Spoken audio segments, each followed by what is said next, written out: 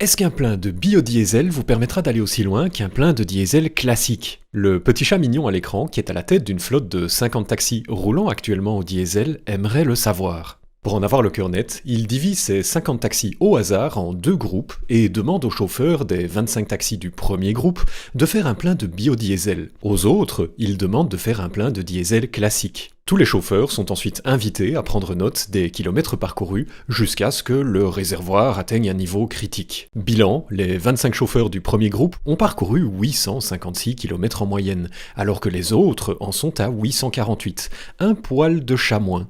Le petit chat mignon en conclut que, bon, s'il y a une différence, son expérience n'a pas réussi à la mettre en évidence. Précision, les données du petit chat sont fictives. Ce que vient de faire le petit chat mignon, c'est ce que l'on nomme en statistique, accrochez-vous, un essai randomisé contrôlé sur groupe parallèle. Eh ben, moi qui trouvais que les astronomes étaient nuls pour donner des noms aux choses, avec les statisticiens je relativise, hein.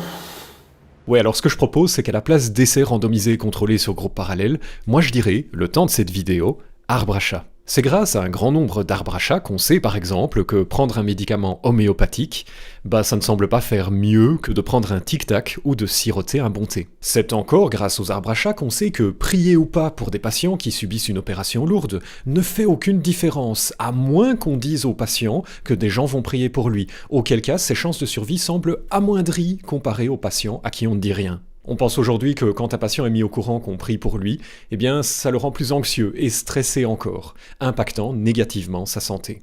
Les conseils du chat sceptique. Avez-vous des gens pénibles dans votre entourage? Votre voisin ou votre belle-mère sont-ils insupportables? En cas de soucis de santé des concernés, pensez à prier pour leur rétablissement. Implorez Dieu de les aider, allumez un cierge, embrassez tous les jours une statue de la Vierge Marie. Surtout, n'oubliez pas d'informer le malade que vous priez pour lui. Bonne chance. Ce en quoi consiste un arbre à chat, c'est-à-dire diviser au hasard un ensemble de personnes, animaux, plantes ou objets en plusieurs sous-ensembles avant d'essayer un truc différent sur chaque sous-ensemble dans le but de comparer ces trucs, ça paraît évident à la plupart des gens à qui on en parle.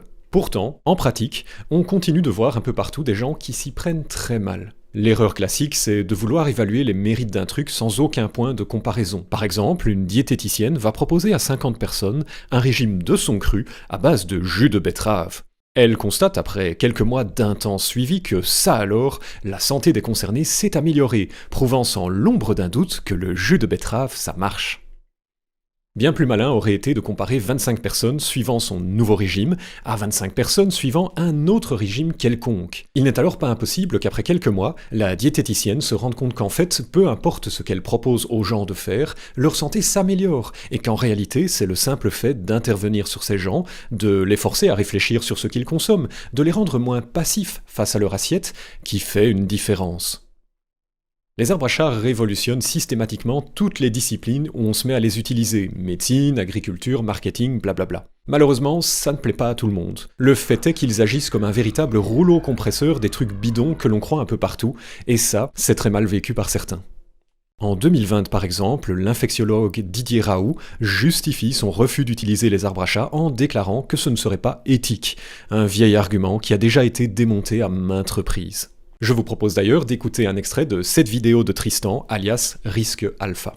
En effet, lorsqu'on a un traumatisme crânien, bien évidemment, potentiellement, on a abîmé le cerveau par un effet de choc, mais en plus de ça, après le choc, il y a la possibilité qu'il y ait des effets inflammatoires, une inflammation du cerveau, qui va diminuer le pronostic des patients, c'est-à-dire que potentiellement, l'inflammation va continuer d'abîmer le cerveau. Bon, pas de problème, qui dit inflammation dit anti-inflammatoire. Donc l'idée était de donner un médicament anti-inflammatoire à ces patients, et un médicament anti-inflammatoire très connu, c'est les corticoïdes. Donc on donnait des corticoïdes aux patients et voilà, on espérait sauver des vies. On pensait qu'on sauvait des vies. Mais en 2004, quelqu'un a fait un essai clinique randomisé qui s'appelle l'essai clinique CRASH. Alors oui, très souvent les essais cliniques ont des acronymes et des noms assez rigolos. CRASH pour un essai clinique sur les traumatismes crâniens, c'est rigolo. Donc ils ont pris 10 000 adultes qui ont eu des traumatismes crâniens. Ils les ont séparés en deux groupes. Un groupe qui allait recevoir une perfusion de corticoïdes pendant 48 heures et un groupe à qui on a donné du placebo. Oh, mon Dieu, un groupe placebo, alors que normalement tout le monde pense que les corticoïdes sauvent des vies, c'est pas éthique, hein. Oh là là, on en reparle tout à l'heure. Quels sont les résultats de cette étude? Les patients qui étaient dans le groupe corticostéroïdes avaient à peu près Dans 21% des cas, ils étaient décédés, alors que c'était seulement dans 18% des cas s'ils étaient dans le groupe placebo. Littéralement, le risque relatif de mourir quand on prend des corticoïdes était 1,18 par rapport au groupe placebo. 1,18 fois plus de chances de décéder si vous preniez le traitement. C'est l'inverse de ce que tout le monde croyait. Et puis en plus de ça, c'est un super vieux débat cette histoire. Dès les premiers essais cliniques, par exemple Bradford Hill, dans l'épisode sur la causalité que j'ai déjà parlé, et même ça, les questions éthiques sur les essais cliniques de Bradford Hill, il en parle et il détaille un petit peu ce qu'il en pense. C'est une réflexion qui est très ancienne. Si vous voulez une petite introduction à l'éthique des essais cliniques, allez voir, il y a un article sur Medium de Juliette Ferry-Danini qui est sorti. Allez le lire, il est super intéressant, je vous mets le lien dans la description. Du côté de certains spécialistes des sciences de l'éducation, un reproche que j'entends souvent est que les conclusions obtenues via les arbres à chat ne seraient que difficilement généralisables car trop dépendantes du contexte dans lequel ces arbres à chat ont été utilisés. Par exemple, ils vous diront que la comparaison de deux techniques d'enseignement au sein d'une école défavorisée pourrait donner des résultats très différents de ceux obtenus au sein d'une école privée. C'est là aussi un vieil argument déjà démonté quantité de fois par le passé. Comme le souligne le psycholinguiste et directeur de recherche Franck Ramus sur son excellent blog Ramu-Méninge, plutôt que de rejeter les arbres à chat dans les sciences de l'éducation ou ailleurs en raison de ce problème de généralisation, la solution consiste simplement à les utiliser davantage, et ce dans un maximum de contextes différents afin d'avoir une vue d'ensemble. Très conciliant, Franck Ramus ajoute, je cite, « Il ne s'agit pas de dire qu'il n'y a point de salut en dehors de l'arbre à chat et qu'il faut les imposer à tous en toutes circonstances. Il y a de la place pour une diversité de méthodes. Néanmoins, il serait sain que chacun comprenne les limites des différentes méthodes et, lors de la discussion de résultats d'expérimentation, soit capable de situer chaque résultat dans la hiérarchie des niveaux de preuve. Les débats et les recherches en éducation y gagneraient en qualité. » Bon, assez parlé de l'opposition aux arbres à chat, c'est l'heure du plot twist de cette vidéo. Reconnaissez-vous ceci ? C'est un téléphone mobile comme il y en avait il y a de ça 20 ans, j'en ai moi-même possédé un lorsque j'étais ado. Aujourd'hui, ce téléphone mobile, disons-le, est complètement dépassé, voire ringard. Qu'à cela ne tienne, je me souviens très bien quand j'étais ado de la révolution qu'ils ont représentée. Eh bien, figurez-vous que les arbres à chat, les essais randomisés contrôlés sur groupes parallèles font aujourd'hui un peu le même effet que ce téléphone mobile aux statisticiens. Cela surprend toujours les médecins à qui je l'explique pour la première fois, mais séparer un groupe de patients en plusieurs sous-groupes au hasard avant de donner un traitement différent à chaque sous-groupe dans le but de mettre en évidence une possible différence entre traitements, eh bien c'est complètement dépassé. Permettez-moi de vous présenter ce qui est amené à devenir le nouveau standard dans les décennies à venir. Je vous présente les essais randomisés contrôlés en crossover. Pour comprendre ce nouveau type d'essai dit en crossover, revenons sur les données du petit chat mignon en début de vidéo. Si on creuse un peu ces résultats, on se rend vite compte qu'il y a une forte variabilité des kilomètres parcourus par les différents chauffeurs, en interne du groupe de ceux ayant roulé au biodiesel, ainsi qu'en interne de ceux ayant roulé au diesel classique. Ce qui cause de telles différences en interne de chaque groupe, ce sont les conducteurs eux-mêmes. Leurs véhicules varient énormément, de même que leur style de conduite, ce qui impacte les kilomètres parcourus. Tout ceci constitue une nuisance, une sorte de bruit de fond duquel une différence entre biodiesel et diesel, s'il y en a une, aura du mal à émerger, à moins qu'elle ne soit très grande. Une façon de diminuer ce bruit de fond, c'est de voir plus grand dans nos expériences. Dans le cas de notre petit chat, il s'agirait de confronter deux groupes de 250 taxis, voire de 2500 taxis, plutôt que deux groupes de 25. Mais il y a une autre solution bien meilleure. L'idée, c'est de prendre les 50 chauffeurs et de former 25 paires de chauffeurs, de sorte à se retrouver dans chaque paire avec deux chauffeurs ayant à la fois le même genre de conduite et le même type de véhicule. Former ces paires ne sera bien sûr pas toujours facile, la règle est de faire pour un mieux. Les 25 paires constituées, on va donner au premier membre de chaque paire du biodiesel et au second membre du diesel classique.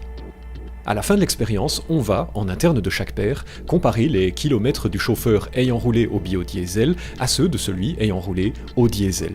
Le génie de cette approche, c'est qu'elle réduit la variabilité des résultats liés au style de conduite et au véhicule en interne de chaque paire, nous permettant de bien plus facilement détecter une différence entre les deux carburants, s'il y en a une. D'ailleurs, voici les résultats de cette nouvelle expérience. Dans presque toutes les paires, le biodiesel a donné plus de kilomètres. La différence n'est pas énorme, mais le fait qu'elle se maintient dans toutes les paires ne laisse aucun doute. Le biodiesel est plus performant. On peut toutefois faire encore mieux. Si on pousse la logique de cette nouvelle approche à son maximum, on se rend compte qu'en fait, plutôt que d'essayer de constituer 25 paires de chauffeurs similaires, pourquoi ne pas pairer chaque chauffeur avec lui-même? En clair, je demande à chacun des 50 chauffeurs de d'abord rouler avec du biodiesel et puis de rouler avec du diesel. C'est la réduction de variabilité ultime. Ici, non seulement le type de conduite et le véhicule seront exactement les mêmes en interne de chaque paire, mais aussi tous les autres critères auxquels on n'aurait pas pensé. Bon, regardons les résultats de cette nouvelle expérience. Ah, le diesel apparaît cette fois meilleur, et de beaucoup. C'est un peu bizarre étant donné notre précédente conclusion. En interrogeant le petit chat mignon qui s'est chargé de réaliser cette nouvelle expérience fictive, je comprends cela dit vite ce qui s'est passé. La météo a été particulièrement pluvieuse durant la période où les 50 chauffeurs ont roulé au biodiesel, et ensoleillée durant la période où ils ont roulé au diesel. Ben mince, la météo a ruiné nos résultats. On peut tout recommencer.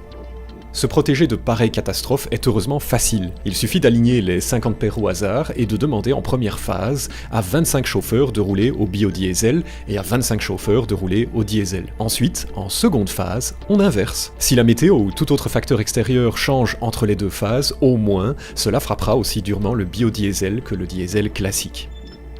Autre exemple, disons que vous souhaitez comparer deux crèmes pour les mains. L'approche vieillotte consistera à former deux groupes de personnes au hasard, l'un des groupes recevant la crème A, l'autre recevant la crème B. Problème, la variabilité des réponses en interne de chaque groupe rend difficile la comparaison des deux crèmes. Faisons plutôt l'approche en crossover. J'aligne tous les participants au hasard et j'applique ensuite la crème A sur la main gauche et la crème B sur la main droite de la première moitié des participants. J'inverse pour la seconde moitié. Un petit chat me dit « Nathan, est-ce bien utile de s'embêter à faire une inversion dans ce cas-ci? Je veux dire, c'est pas comme si on risquait d'avoir une météo différente sur les mains gauches et les mains droites. » Eh bien petit chat, ça, on n'en sait rien. Sur son blog, David Louapre parle par exemple de 90% de droitiers pour seulement 10% de gauchers.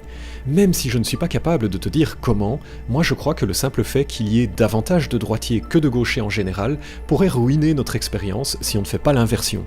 Au pire, faire l'inversion ne sert à rien. Au mieux, ça nous protège de quelque chose qu'on aurait loupé. Dernier exemple, imaginons qu'on souhaite comparer 3 techniques d'accouchement différentes et qu'on dispose de 18 femmes enceintes qui acceptent de participer à notre étude. Selon vous, chers internautes, quelle est la manière la plus intelligente de procéder?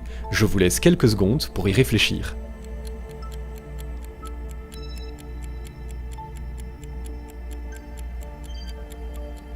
Alors ici, comme il y a 3 trucs à comparer, il nous faut former des triplets et non des paires. En outre, s'il serait idéal d'avoir 3 fois la même femme dans chaque triplet, on sent bien que ça va être impossible, chaque femme ne pouvant accoucher qu'une seule fois. Faute de mieux, on va donc former 6 triplets au total, en essayant de regrouper 3 femmes les plus similaires possibles en interne de chaque triplet. Il faudra en outre procéder à 2 inversions des techniques d'accouchement à travers ces triplets, comme montré à l'écran. L'essai randomisé contrôlé en crossover, c'est ce qui se fait aujourd'hui de mieux dans le but de comparer plusieurs trucs entre eux. À mes yeux, ce type d'essai constitue une création du génie humain au même niveau que les antibiotiques, Internet ou le moteur à combustion. Ce serait bien qu'on se mette à les utiliser davantage. Selon ce papier, sur 616 essais randomisés contrôlés qui ont été indexés sur PubMed en 2006, 77% étaient en groupe parallèle et seulement 16% en crossover.